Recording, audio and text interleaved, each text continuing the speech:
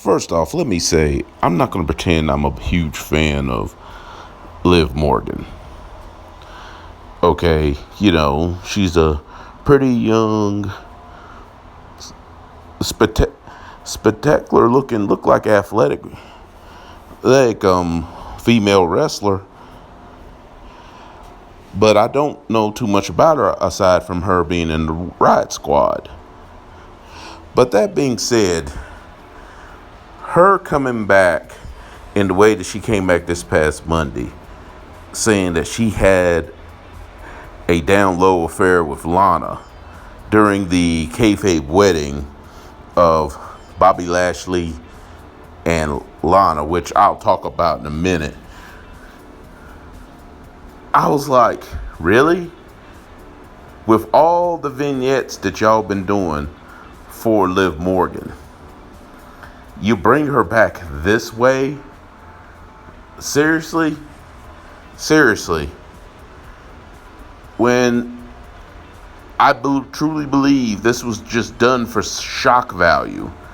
Because if they were really serious about doing a lesbian angle, which honestly, if they really wanted to make an impact, they should have did it like back in 2005. But if they really wanted to make an impact and make a serious story out of it, here's what you should have done, or who you should have done it with. These two right here, Sonya Deville and Mandy Rose. Now, I am not, a big supporter or pushing for, LGBT and all that stuff. But if you're going to do it, make it make sense. Sonya Deville and Mandy Rose would have made the most sense. Sonya Deville has been pushing WWE, which, by the way, Sonya Deville is legitimately a lesbian. She had been pushing for a lesbian story angle for months.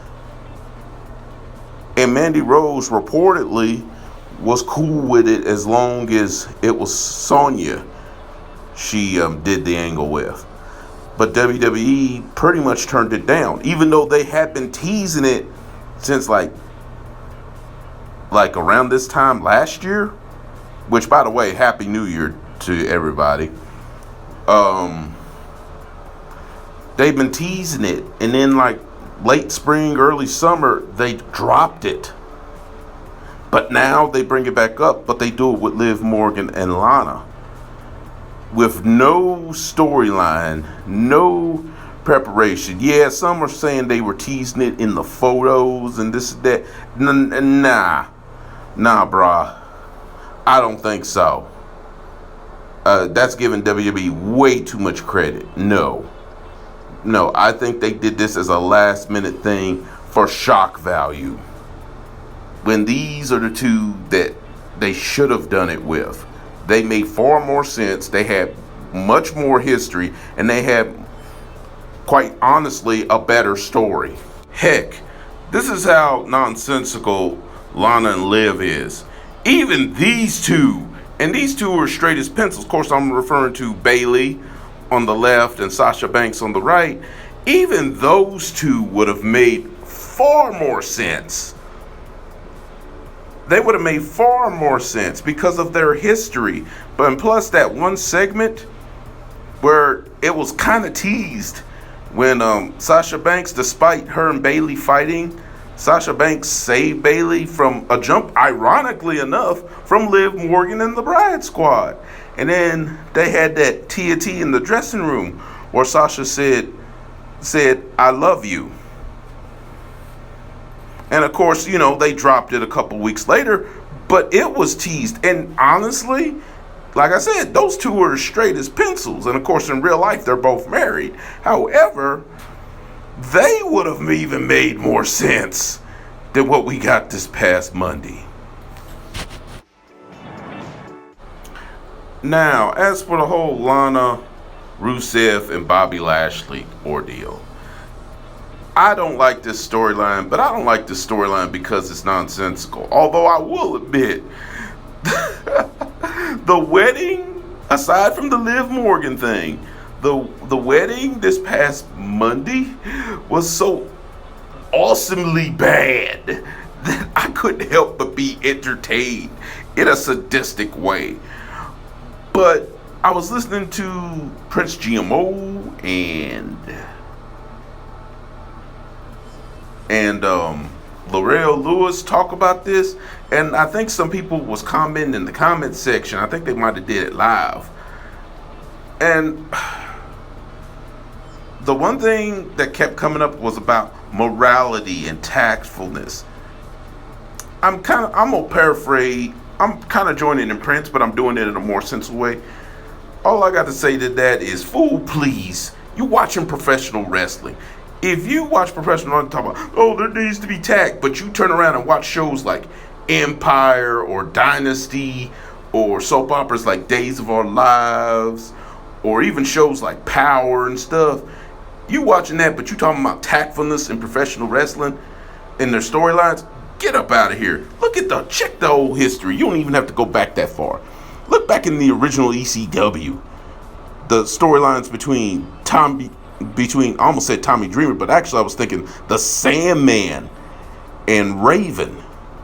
Raven pretty much brainwashed and was probably, at least in storyline, doing Sandman's estranged wife and was brainwashing his son to where his son turned against him.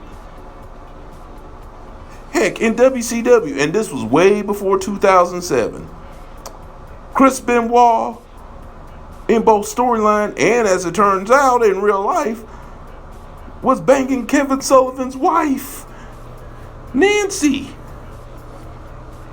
Where's the morality? I didn't hear nobody talk about tactfulness and all that stuff. Get out of here. One of the most disturbing storylines ever, and you notice he rarely talks about it. Ric Flair versus gorgeous Jimmy Garvin, where he practically was obsessing about sleeping with Jimmy Garvin's valet, Precious, who was his real life wife, Patty Garvin, to the point where he did an interview simulating what he was going to do to her, bringing out a mannequin. Yes, you can find that promo on YouTube.